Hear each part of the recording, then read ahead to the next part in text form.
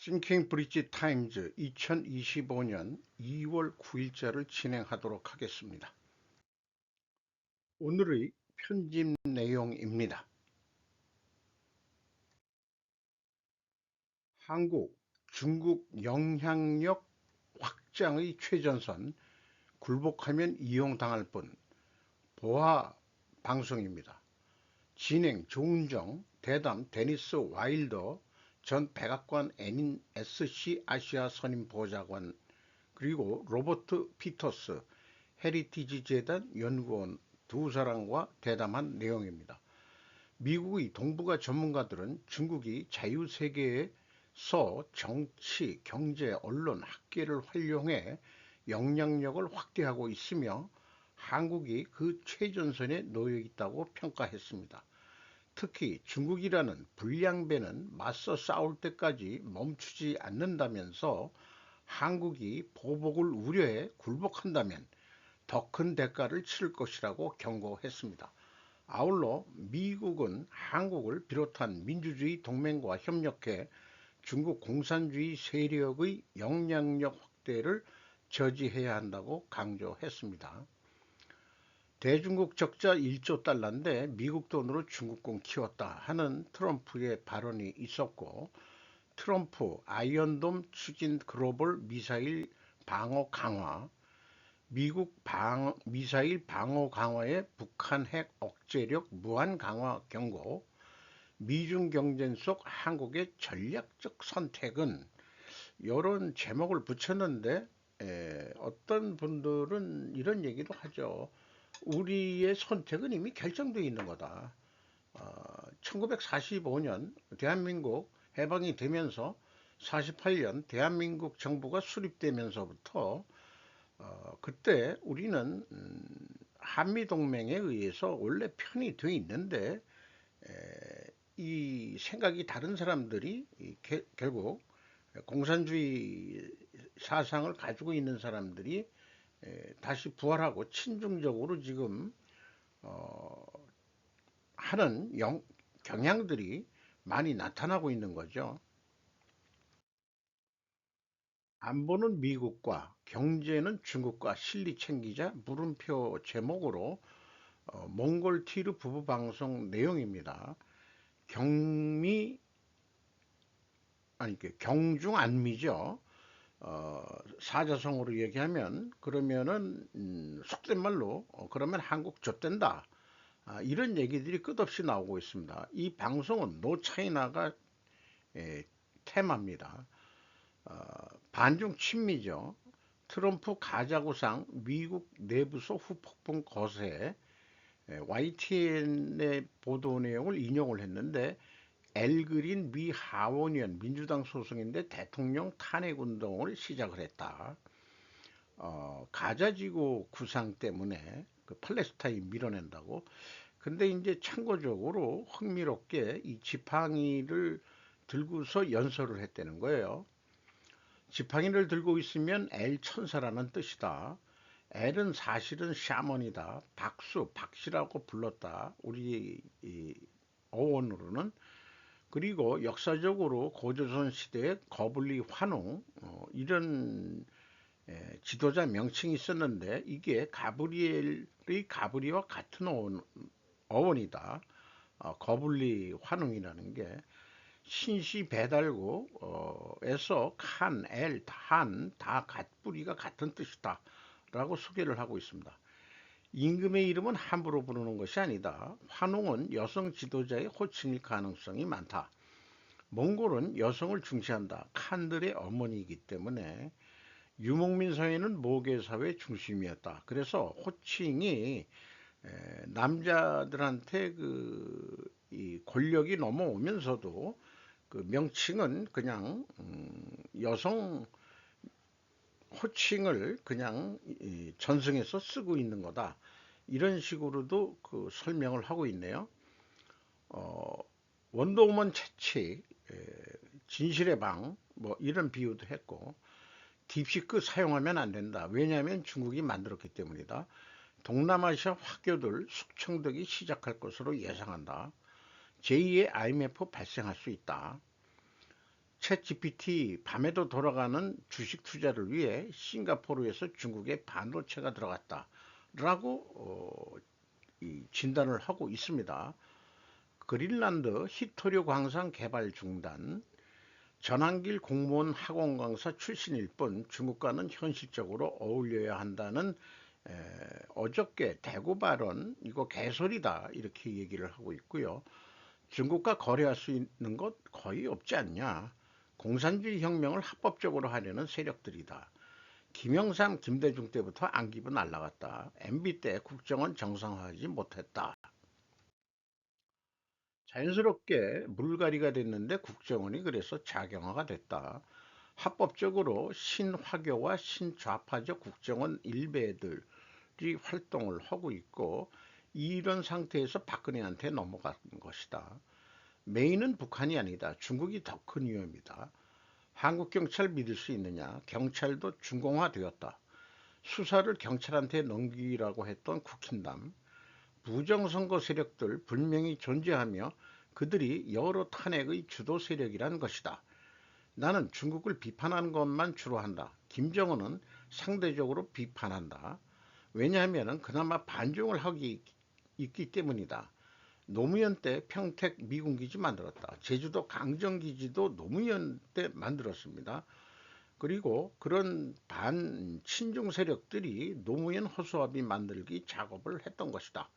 친중이냐 아니냐로 보아야 한다. 우리나라의 현재 정세를. 그리고 기독교, 개신교가 수협에서 대출받아 MB 때 MB가 다녔던 그 강남 교회가 뭐 있어요. 저도 한번 그 친구 따라 강남 간다고 거기 와달라고 해서 한번 가본 적이 있는데 명박이가 다니다 보니까 그 근처에 그 경비가 심하더라고요.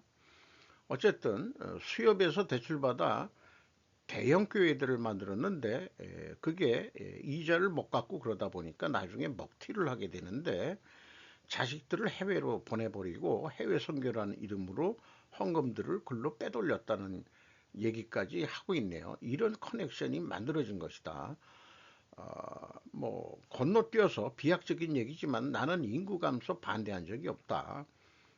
한국 인구 감소에 대해서도 얘기하고 있는데 요즘 뭐 약간 감성적이 됐는지 좀 비하 발언이 많이 나오고 있네요. 한국인들한테 대해서. 본인도 한국인이지만은 한국교회 공산화 되었다. 이게 성립이 될 수 있느냐? 다 돈 때문이다. 화교 세력과 동남아 선교 조직을 만들었다. 중국을 비판하는 탈북자가 진정한 탈북자이다.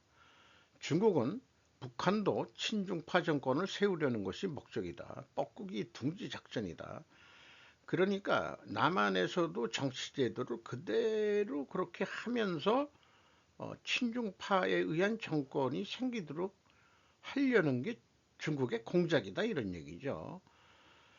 그래서 좌우 갈라치기와 북한 공격하는 세력에 선동되는 한국민들을 이 김정민 박사라고 하는데 상당히 우리 한국민들을 비하하는 발언을 여러 번 하고 있습니다.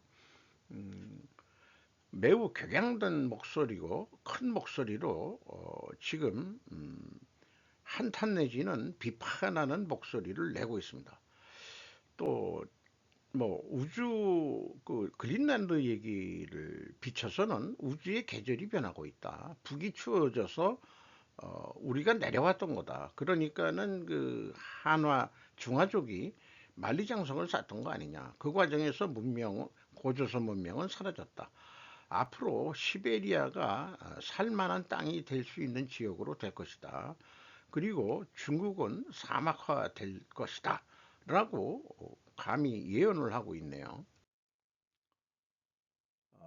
한국 지방자치의회 없애고 상하원 만들어야 된다. 요거는 제 개인적인 견해입니다.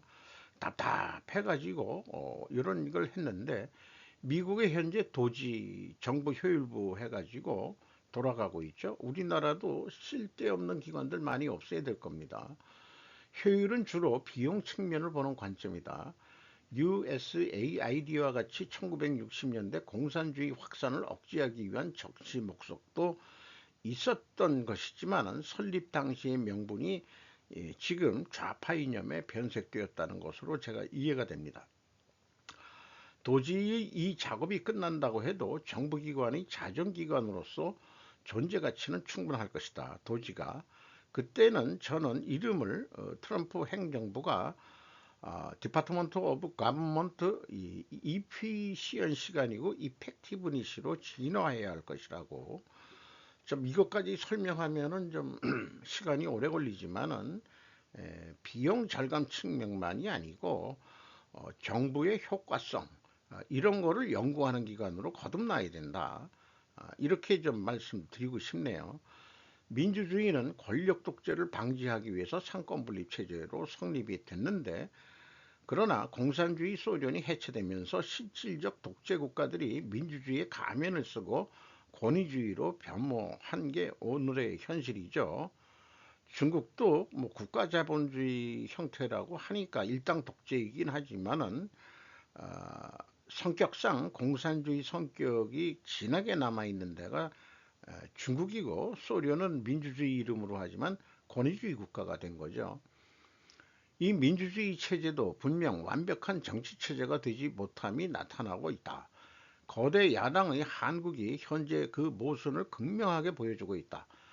거대 야당은 대통령제를 제왕적이라고 선동하면서 은근히 내각제 개헌을 유도해서 국회의원 다선 목표로 빨대를 꽂고 장기간 지배 세력이 되고 싶어 하는 게 현재 탄핵 이후에 끌어가려는 개헌의 목적이 이런 거가 속내가 숨겨져 있다라고 보여집니다. 상권분립도 불완전하니 언론을 견제기구로 언론의 자유를 말하고 있으나 언론도 좌편향적이 되어 국민을 분열시키는 역기능이 나타나고 있습니다. 정부는 도지를 자정장치로 만든다고 해도 국회를 견제할 자정장치는 현재 미국도 사실상 없습니다. 그래서 나름 민주제도가 버티고 있는 것 중에 하나가 상하원이 이런 의회의 역기능을 또 방지하는 기능이 있지 않겠냐는 인식을 하게 됩니다. 그래서 저는 우리나라 같이 땅덩어리가 좁은 이런 나라에서 지방자치가 웬 말이냐? 한국 지방자치 없애고 그 돈으로 우리도 상하원 의원 만들어 가지고 좀 해보자. 하원은 좀 지역구 중심으로 지역을 대표하는 사람들이 좀 하원이 되고 그 다음에 그 상원은 좀 전국구 개념으로 해서 상하원으로 움직여야 되지 않겠냐. 저는 해법의 하나로 이 의견을 제시하고자 하네요. 뭐 정치 분야는 모르지만은 깝깝하니까 이런 생각도 좀 해보게 됩니다. 전 USAID 관리 마크 모야르는 기관의 부패가 트럼프 백악관을 전복했다고 말합니다. 제이미 조셉 폭스 뉴스에서 2월 7일 금요일에 보도한 내용입니다.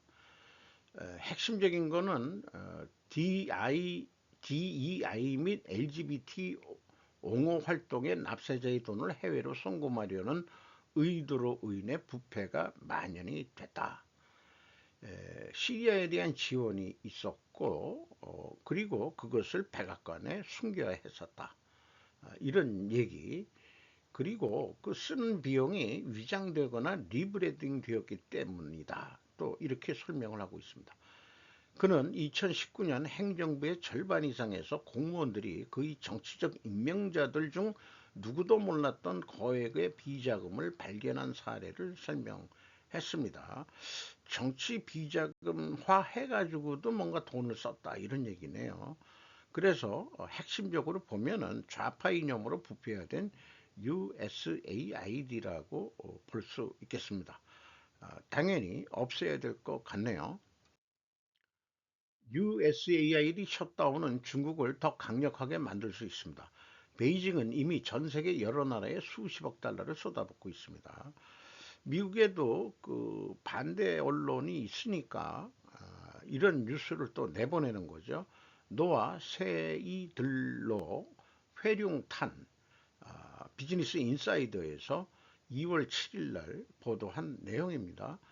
한마디로 중국의 글로벌 투자 대부분은 원조가 아닌 1대1로 이니셔티브를 이루어진다. 미국은 그 대외 그 국제 그 지원처는 미국의 예산을 가지고 하는데 1대1로는 돈을 빌려주는 거로 해가지고 나중에 땅을 뺏는 거, 이거로 지금 결과론적으로 나타나고 있죠. 그러니까 좀 다른 건데 그거가 USAID를 없애면은 이 1대1로가 더 확장될 거 아니냐 이렇게 얘기하는데 저는 아니라고 봅니다. 뭐 그렇게까지 이 비즈니스 인사이더가 음, 뭐 우려할 필요가 뭐 있겠느냐 이런 생각도 있는데 어쨌든 그 2024년도에 325억 달러를 지출했다고 소개를 하고 있고 일본 학자들의 일본 학자들이 인용이 되네요. 2022년 중국의 지출은 75억 달러에 달할 것으로 예상된다. 우리나라 학자들은 이런 중국에 대한 연구, 친중파가 그렇게 많으면서도 중국에 대한 거는 언론에 또 잘 보도를 안 하죠. 미국 비판하는 뉴스는 많이 나도 중국 비판하는 뉴스나 그런 거는 많이 안 냅니다. 야후제패는 중국 뉴스를 또 많이 내기 때문에 그런 데서 중국이 돌아가는 정보를 취득할 수 있죠. 우리나라 SNS를 통해 가지고는 중국에 돌아가는 상황을 잘 알 수가 없습니다. 여기에 이 찬이라는 사람이 중국은 아무것도 하지 않는 것만으로도 국제 무대에서 좋은 사람처럼 보입니다라는 표현을 했네요. 뭐 그럴지 어떨지 모르겠습니다만은 정한 이런 뉴스도 비교해서 볼 필요는 있겠습니다. 또 보아뉴스 2월 8일자 다른 뉴스인데요. 북한과 관여할 것, 의제의 비핵화 포함되어야 북한과 관여할 것, 의제의 비핵화 포함되어야 젤렌스키 일시철군 북한군 쿠르스크 복귀 이런 내용들을 그 보아에서 얘기했는데 뉴스로 내보냈는데 트럼프가 그 북한하고 그 대화를 할 용의가 있다는 메시지는 나온 거나 마찬가지네요. 그리고 파나마 중국 1대1로 구상 탈퇴, 중국 유감 표명. 그러니까 이제 파나마 운영권 계약 안 하겠다. 뭐 이런 얘기겠죠. 그리고 시리아 과도정부 국방장관이 러시아에 반대했던 그 반군이 정권을 잡으면서 한 2달 지났는데 러시아 기지 유지 다시 검토해 줄 수 있다. 이런 얘기네요. 이란 최고 지도자가 트럼프 핵 평화 협정 제안 거부했다. 이런 얘기도 소개를 하고 있습니다. 자관 최근에는 리설주 그 여사는 안 하고 지 딸하고만 이렇게 하는 게 나오는데 어, 김정은이가 왜 이러는지 저는 개인적으로 잘 모르겠어요. 근데 여기에 핵 프로그램에도 이런 얘기가 있네요. 존 시프턴 북한의 핵 프로그램이 존재할 수 있게 한 것은 강제 노동입니다. 북한이 모든 자원을 핵과 미사일 프로그램에 투입할 수 있게 한 것은 억압입니다. 이렇게 연구원이 그 발언하는 것을 소개를 했네요. 미 관세 땐 보복 질문에 이시바 답 못해 트럼프 와우. 워싱턴 박후키 특파원이 조선일보 2월 8일 보도했습니다. 트럼프가 이날 일본의 상호 관세 방침을 밝힌 것과 관련 일본한테 이렇게 한다면 우리나라한테도 분명히 하겠죠. 그래서 취재진이 보복 관세를 부과할 계획이 있느냐라고 물으니까 이시바가 우문현답을 했네요. 가정적인 질문에는 답변할 수 없다.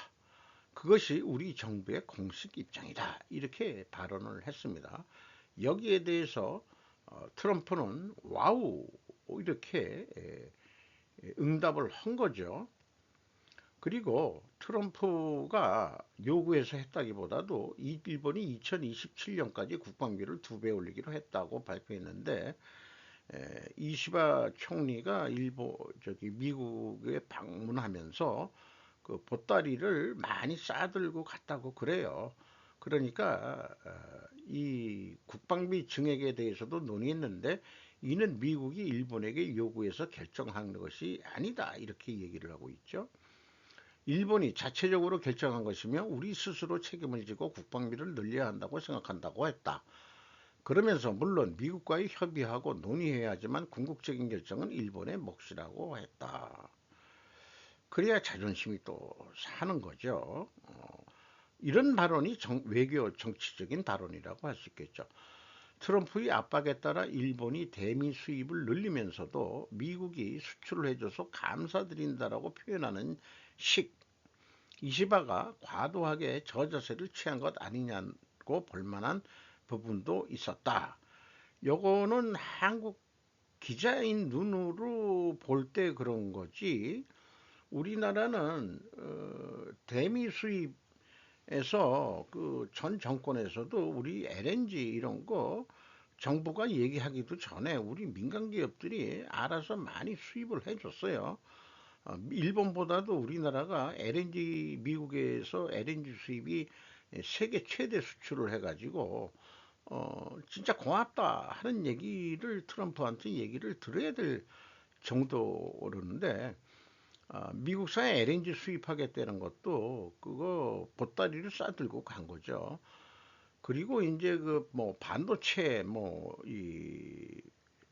동맹까지 거론이 됐는데, 현실적으로는 그 손정희 씨가 가가지고도 또 5천억 달러 투자하겠다. 그 다음에 뭐 샘 알트먼 이렇게 됐는데, 그거를 하려면은 일본도 중요하지만은 한국 삼성전자 이재용 씨를 왜 만나러 왔겠어요? 그런 거를 보면은 한국 없이는 또 안 된다. 이런 얘기도 있는 거죠. 우리나라가 빨리 정세가 좀 안정이 돼가지고 트럼프하고의 그 대면 창구가 좀 빨리 확정돼야 되지 않겠나 생각합니다. 그리고 우리나라 외교부에서는 북 완전한 비핵화 미리 그 합의 그 확인을 했는데 환영한다.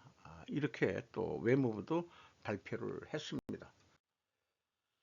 김용 판결문에 이재명 130회 언급, 총책임은 이재명 의미 치명타 될 것, 법조계 물어보니 6.19, 6.19가 무엇 뜻인지 잘 모르겠습니다만은 2월 8일 김남아 기자가 데일리안에서 보도했습니다. 김용 대장동 의혹 사건 재판 항소 심서도 징역 5년 판결, 향후 이재명 대장동 재판에 끼칠 영향 주목. 법조계 김용 판결문서 경선자금 단호 수차례 언급, 수수자금 대부분 정치활동비로 봐. 대장동 개발사업 업무 책임 성남시에 있고 당시 성남시장인 이재명에게 총책임 있다고 본 것. 이재명 대장동 재판소 김용 판결문 및 유동규 증언 등 뒷받침될 것.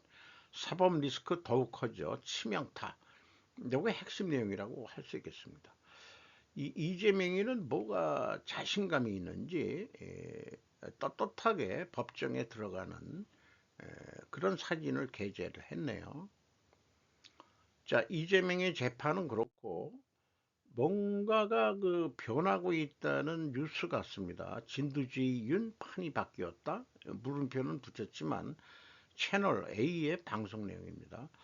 본인들의 유리한 진술을 하려다 보니 스택 꼬일 수 있어. 유튜브 방송, 국회 증언 등 발언들을 수습하려다 보니 거짓말이 거짓말을 낳게 되는 것, 이런 거. 처음에 증언했던 거하고 말이 자꾸 달라진다, 이런 얘기예요. 그리고 접견 예정이 친윤 계획인데 과연 국힘에 친윤이 있고 찐윤이 있고 뭐 그런 얘기를 하는지 모르지만은 요 5명을 또 소개를 하고 있네요. 그래서 제 질문은 찐윤 과연 존재하나 이렇게 좀 물어보고 싶습니다. 그래서 그 채널 A 뉴스는 이런 7가지 순서로 방송을 한 내용입니다.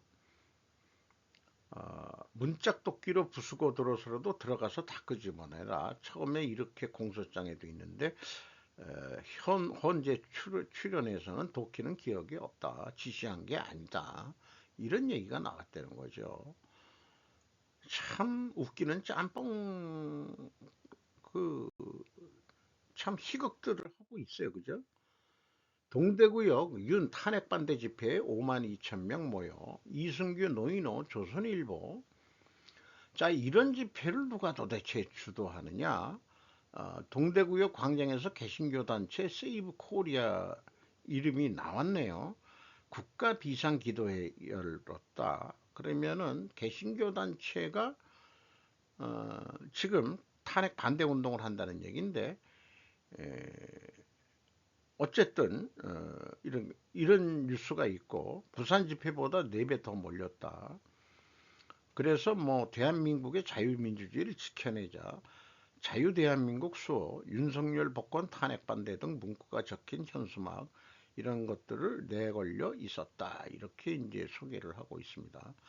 울산 도심에서도 한꺼번에 열렸고 여러 도시에서 주말 집회를 그 세이브 코리아 국가비상기도회라는 데서 주관을 해가지고 열고 있는데, 그래서 도대체 그런 세이브 코리아 국가비상기도회 발기인이 누구고 대표가 누구인지 홈페이지 같은 건 없어요.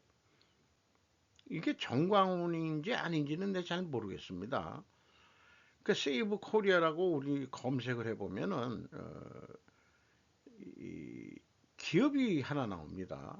제휴 업무 서비스, CRM 마케팅, 펜션 리조트, 골프 서비스, 프로모션 대행, 뭔가 마케팅 회사 갖고 펜션까지 한다. 뭐 이렇게 되어 있습니다. 그리고 대표는 정재경으로 되어 있고, 그러니까 이런 것도 어떤 그 행사라고 한다면은 의뢰를 받아가지고 의뢰를 받아서 뒷돈 되는 사람이 어디 있을 것 같아요.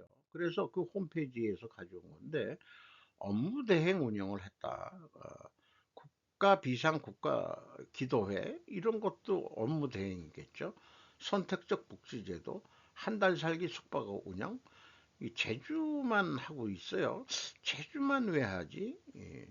그 다음에 이제 브랜드 퍼포먼스 마케팅, 소셜 미디어 뭐 이런 식으로 이제 홈페이지가 돼 있는데, 세이브 코리아와 세이브 코리아 국가비상기도회 뭐가 이름만 똑같은 거지 전혀 딴 기관일 수는 있습니다만은 잠깐 그래서 불분명합니다. 마케팅 서비스 업종이라면 기획을 맡을 수도 있는 거 아니냐. 어쨌든 뒤에 돈을 대는 세력이 있는 것 같다는 느낌이 있습니다. 이 가산 디지털 단지에는 저도 무슨 이 아이소 심사원 공부할 때 그쪽에 좀 가본 적이 있는데 옛날 가리봉동인가 뭐 그렇게 돼 있었던 동네가 이제 그렇게 됐죠. 상당히 개발이 많이 돼가지고 임대료 등이 싸서 어, 공장형 저기 이 지식센터라고 부른 에, 그런 건물들도 많고 상당히 뭐 교통도 괜찮고 많이 개발이 된 데죠.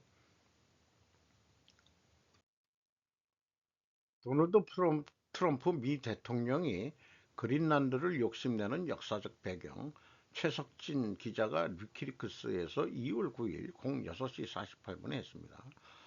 자, 여기 뭐 이 역사적인 얘기들 딴 데서도 많이 나왔던 얘기입니다만은 어쨌든 2차 대전이 끝나고 덴마크하고 협정에 의해 가지고 북극 작전 기지로 사용할 수 있는데, 이때 블루제이라는 비밀 프로젝트에 따라서 미국 그 공군기지 에, 툴레 에어베이스라는 거를 만들었다.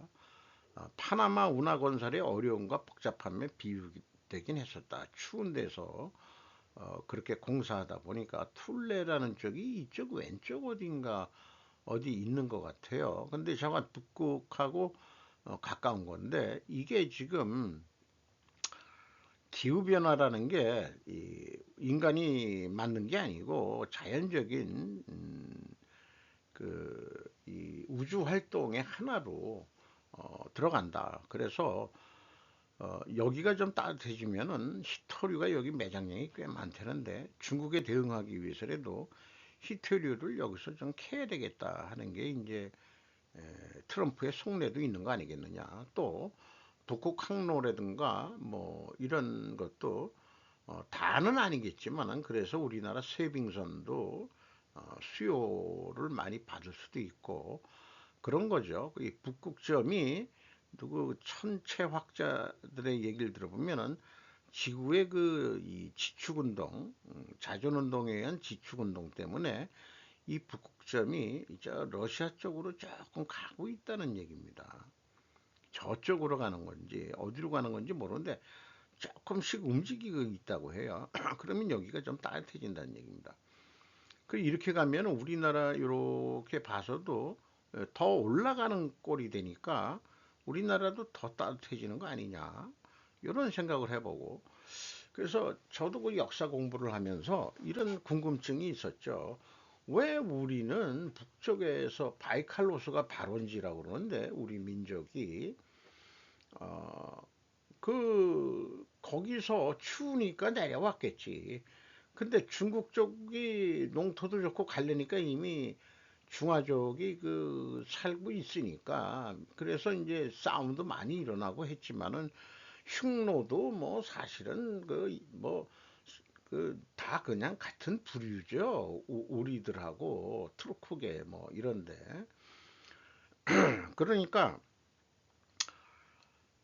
뭐 밀렸다기보담도 물론 이제 그 한나라 때 좀 커져가지고 그 고조선이 이제 그 멸망하면서 나중에 이제 뭐 삼국이 생기지만은 에, 결국은 중원으로 가서 거기서만 허구한 싸움질하고 따뜻한 데 찾아가서 하느니 그냥 더 남쪽으로 더 내려가 보자. 그러니까 한반도를 발견한 거 아니냐.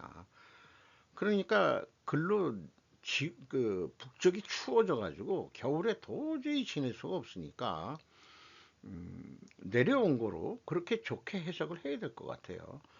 뭐 중국한테 밀려가지고 한반도로 밀렸다. 뭐 이런 생각보다는 그러면은 일부는 아이 우리는 더 따뜻한 나라 갈 거야. 그래서 한반도에서 배 타고 저쪽 발해 쪽에서도 배 타고 발해 쪽에서 넘어간 사람들은 일본 동부를 지역에서 살게 됐고 이 한반도를 통해서 넘어간 백제 계열 이런 쪽은 이 서부 일본을 그 해가지고 약간 성격이 달랐죠. 그 일본 고대사를 보면 이 동쪽하고 그다음에 서쪽하고 그 동쪽은 주로 사무라이 중심으로 해서 그 고구려 쪽 그 성격이 짙고 그 저기 서쪽은 백제 성격이 좀 세가지고 또 뭐 거기 또 신라도 넘어간 게 있고 다 그렇다고 그러죠. 그 계열이 자관